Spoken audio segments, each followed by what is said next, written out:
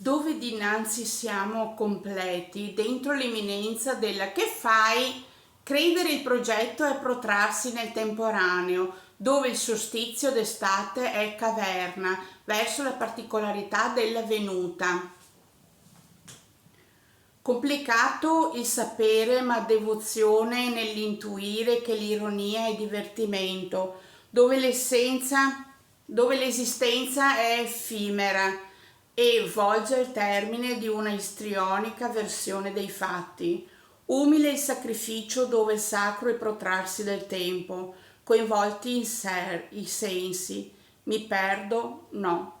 Scusi, e ora?